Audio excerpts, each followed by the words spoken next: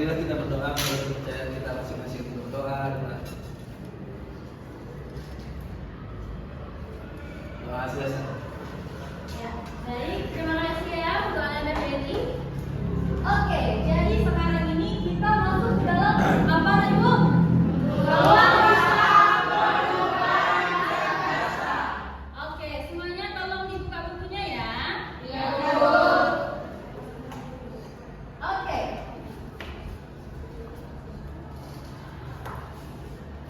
Oke, jadi hari ini kita akan membahas tentang peluang risiko usaha, contoh peluang risiko usaha, analisis usaha, dan cara melakukan analisis usaha. Nah, yang pertama, peluang usaha. Nah, siapa yang tahu artinya dari peluang? Karena dua kata tuh peluang dan usaha. Ayo, yang tahu arti peluang, peluang ini kesempatan, lagi.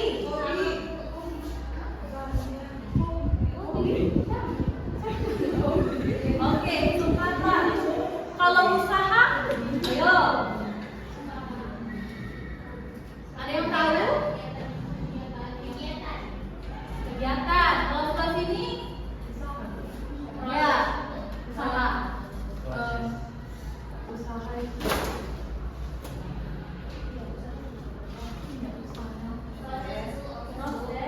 Oke, jadi peluang usaha adalah kesempatan yang dimiliki seseorang untuk mencapai tujuan. Nah, tujuan ini bisa keuntungan, uang, kekayaan. Nah, dengan cara melakukan usaha yang memanfaatkan berbagai sumber daya yang dimiliki. Nah, siapa di sini yang udah ada usahanya? Saya, Bu. Ayo, siapa yang ada usahanya? Saya, Bu. Ya, baik, saudara Ibu.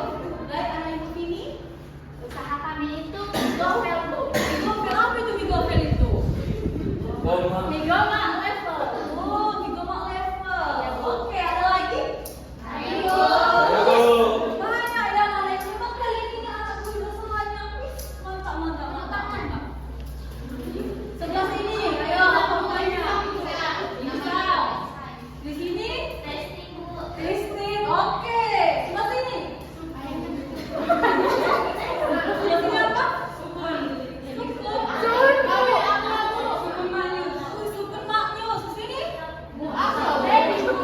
Mantap, memang oke, ya. Jadi, untuk menemukan peluang usaha yang baik itu kalian dulu kayak mana nih? Memulai usaha kalian ini gimana nih? Mencari yang itu, Bu. Mencari yang kita sukai, Bu. Oke. Mencari yang tren di pasar, Bu. Mantap. Yang sesuai hobi. Bagus. Yang Yang lebih lain? dibutuhkan masyarakat, Bu. Yang dibutuhkan masyarakat ada lagi? Yang lebih kaya. Yang lebih tinggi. Sesuai budget, Bu. Sesuai budget. Yang paling penting usaha kita itu adalah original dan tidak Meniru. Karena kalau meniru itu pasti hasilnya kurang Maksimal. Baik, maksimal, bagus. Nah, yang kedua adalah dapat mengantisipasi perubahan persaingan di masa mendatang. Karena kalau misalnya kita banyak kreatif, dia bakal di masa mendatang itu pasti dia akan bertahan. Nah, yang ketiga adalah sesuai dengan keinginan, seperti yang dikatakan oleh Ibu Indri. Sesuai, kalau kita jalankan nggak sesuai keinginan kita, pasti usaha kita itu lama-lama malas. Pergi aku sini suka malas kalau udah ada usahanya. Bosan kalau nggak sesuai kan. Nah, jadi cari usaha yang sesuai dengan keinginan. Nah, kenapa kalau kalian kan anak SMK, nah ditata untuk ya bekerja ataupun kalian yang membuat perusahaan. Nah, jadi yang keempat kelayakan usaha yang benar dan teruji. Yang kelima adanya keyakinan untuk mewujudkannya. Kalau kalian itu udah ada idenya, ada modalnya, tapi nggak mau kalian wujudkannya karena malas hanya kata si Ibu Peri ya kan? Nah, dan karena adanya rasa senang dalam menjalankannya. Kalau kita nggak senang, pasti kita malas. Iya, Bu. Nah, selanjutnya adalah risiko usaha. Kalau misalnya kita berusaha, pasti ada Resiko. Nah, jadi risiko itu apa, Dok? Ini, Bu, adanya kompetitor yang lebih baik dari kita. Dampak, Bu, dampak. Dampak ini. Risiko. Jangan lupa. Sebelah sini yang di depan.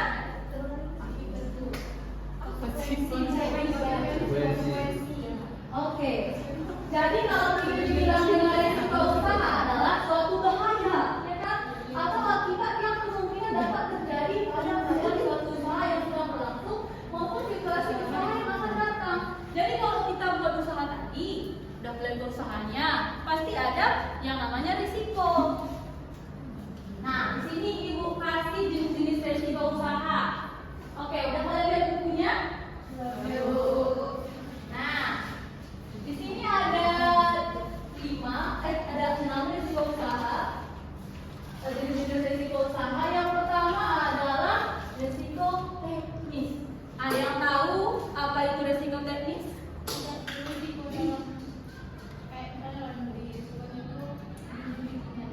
Jalannya. Ya. Kalau di sini ada lagi pendapatnya?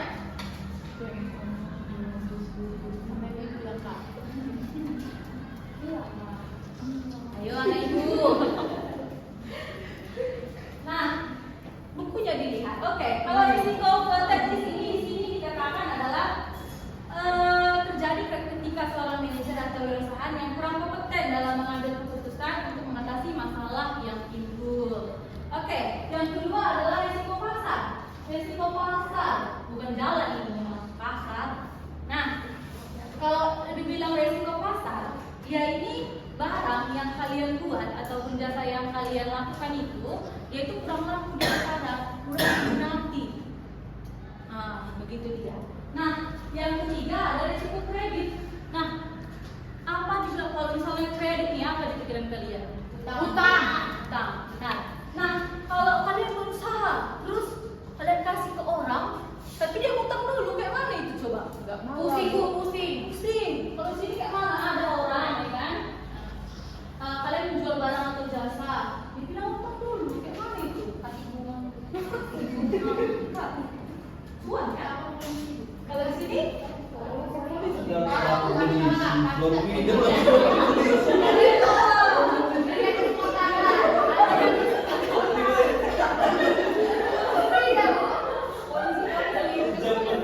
Bagus. Benar kan Mas bilang oleh anak ibu kalau dibilang risiko itu, jadi cara mengatasinya kayak tadi. Adanya surat perjanjian. Katanya di sini ditolak, jadi tidak usah bekerja sama. Nah, yang keempat ada risiko di luar kemampuan manusia. Ayo, ada yang tahu? Ini Bu, Ah, sumber daya manusianya itu kurang. Maksudnya nggak memahami. di luar kemampuan manusia, ada ibu. Iya Bu. Oke, di sini.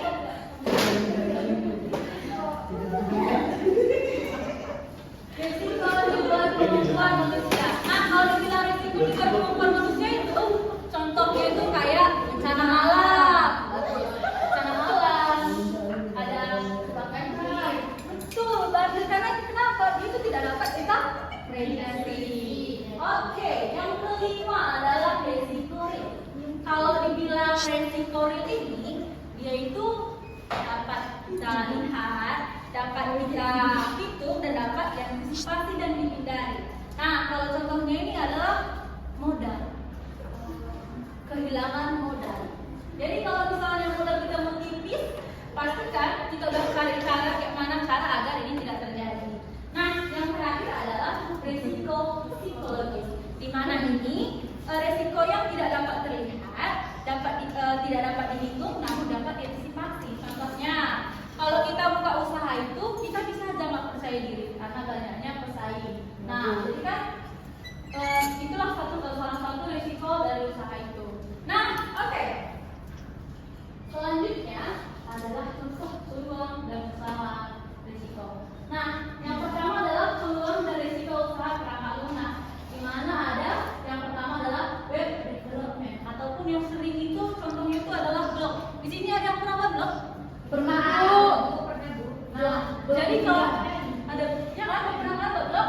Udah Bu. Oke, kalau misalnya dari blog itu kan kita bisa jual gitu. Nah, yang kedua adalah startup. Ada yang tahu startup? Tahu. Ayo apa contohnya?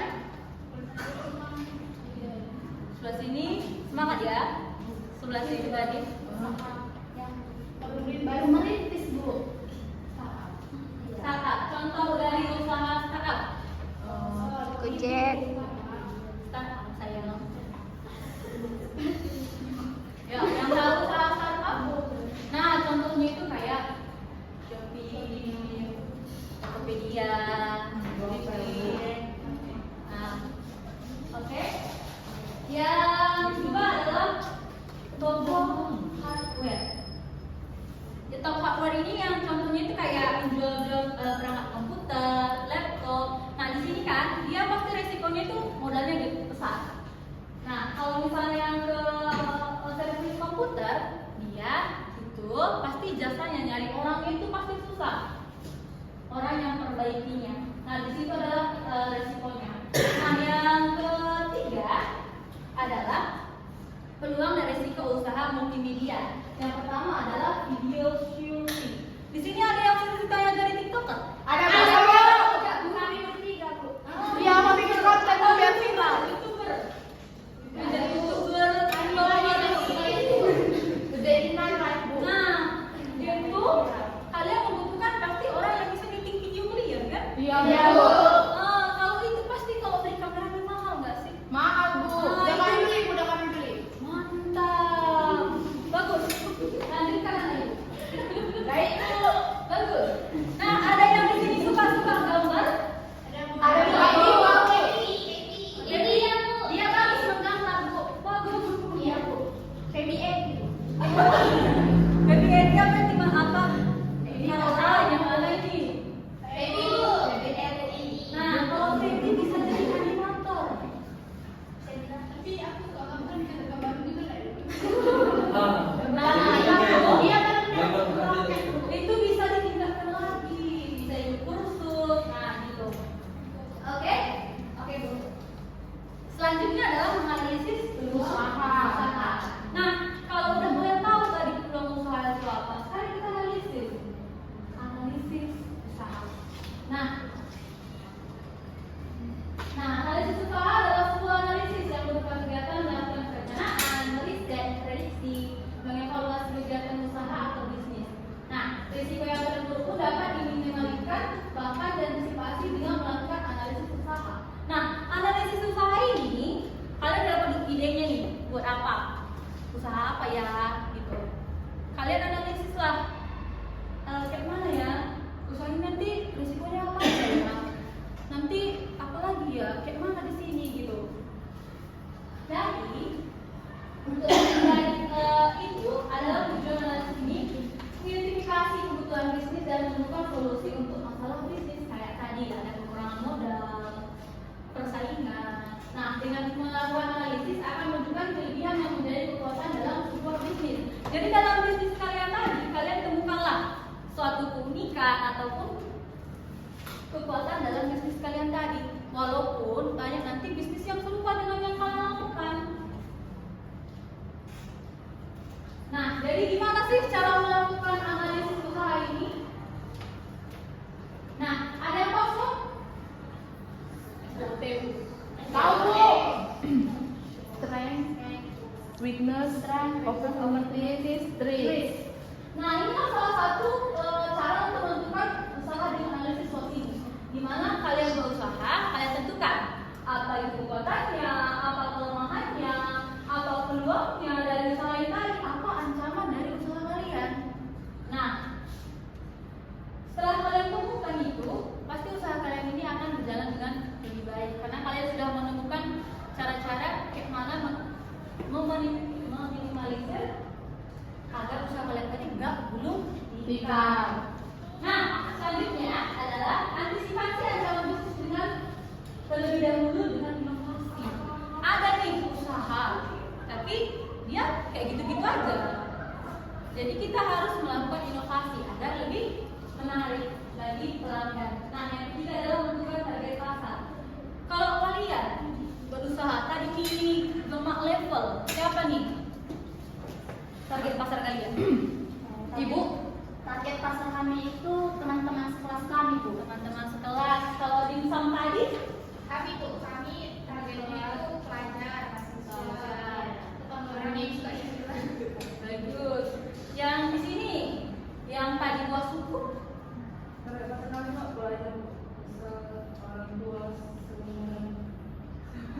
Oke. Tadi kalian buat tutup kalian gimana kan? Itulah tadi salah satu inovasi. Inovasi. Nah, kenapa buah sukun kalian tahu kan? Tahu. Nah, buah sukun biasanya dijadikan apa? Goreng. Gorengan kan? Ini tadi jadi apa? Keripik. Lebih diminati oleh masyarakat. Nah, selanjutnya adalah rencanakan dan lakukan promosi. Nah, di sini rencana dan lakukan promosi ini, kalian biasa promosi lewat apa ini? Usaha kalian? Instagram, WA, Facebook, ada lagi? TikTok, bagus. Nah, jadi kalau udah kalian promosikan, udah banyak yang laku kan? Tidak, Bu. Iya, seperti itulah. Nah, yang keenam adalah minta kritik dan saran dari para pelanggan. Kalau dari Instagram tadi ada nggak komen-komen orang tentang usaha kalian? Ada. Ada, Bu. Apa katanya? Yang sambalin kurang asin. Sambalnya kurang asin. Di sini Pedasnya kurang, Bu. pedasnya Kemudian kurang. kecilan, pelit. Size-nya kekecilan. Ada lagi yang lain? Ayamnya dikali. Kali kalau di sini Kurang banyak. Nah, di situlah kita akan melakukan evaluasi setiap bulan dan meminta kritik saran dari pelanggan. Jadi, kalau kalian kamu lakukan usaha tadi, ya lakukan evaluasi. Jadi dengarkan apa kata pelanggan kalian tadi.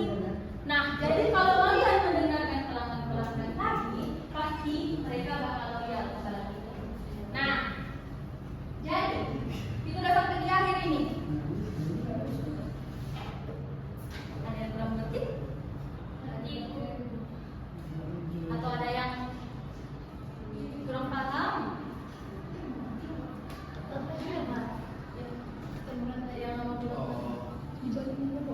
Kalau menurut saya, Bu, Ya. kalau untuk laporan evaluasi itu nggak bisa kita melakukannya setiap bulan. Soalnya secara pengalaman saya sendiri, untuk melakukan evaluasi setiap bulan itu nggak efektif. Oke. Menurut saya, saran saya sendiri itu evaluasi kalau bisa setiap hari, ketika penutupan atau toko misalnya, kalau yang online bisa tiap malam kan. Itu sih menurut saya, Bu. Karena kalau setiap bulan pasti ada hal yang dilupakan nanti. Itu aja sih. Baik, bagus. Terima kasih ya Tuan Ibu Ferry. Tuan Ibu Ingrid. Saya ingin sedikit menyampaikan pendapat saya mengenai pendapat saya tadi. Sebenarnya untuk evaluasi yang dilakukan tergantung pada usahanya, terus targetnya juga sama temponya. Kayak kami kan Bu jual keripik itu per minggu itu kami menjual beberapa piece, jadi kami evaluasinya per minggu. Lain hal kayak ada orang yang jual pakaian kan evaluasinya kami juga setiap misalnya stok itu sudah habis, kali itu kan mau sebulan segala macam. Jadi menurut saya evaluasi itu dilakukan tergantung pada produknya apa dan skala produknya. Oke, baik. Terima kasih. Ada lagi yang ingin menambahkan? Tidak, Bu. Oke. Jadi sudah ada kan kelompoknya di kelas ini? Sudah, Bu. Oke, karena semuanya sudah paham, Ibu kasih tugas untuk minggu depan dikumpulkan. Nah, jadi tugasnya ini adalah kalian cari perusahaan jasa atau barang di sekitar tempat kalian tinggal, diskusikan di kelompok dan buatlah tantangannya apa tantangan dari usaha tersebut dan kasih solusi. Oke, baik untuk hari ini kayaknya sampai di sini aja ya. Baik kepada ketua kelas. Kapan dikumpul itu, Bu? Oh, dikumpul. Udah banyak ngomong. Tugas kita dikumpulkan minggu depan. Baik kepada sekretaris, tolong nanti berapa orang yang hadir kita hari ini? Ada yang alfa atau sakit atau hadir semua, Bu? Hadir semua, bagus. Oke, untuk kita kelas tolong kita bawa doa kita sekali lagi untuk mengakhiri pertemuan kelas kita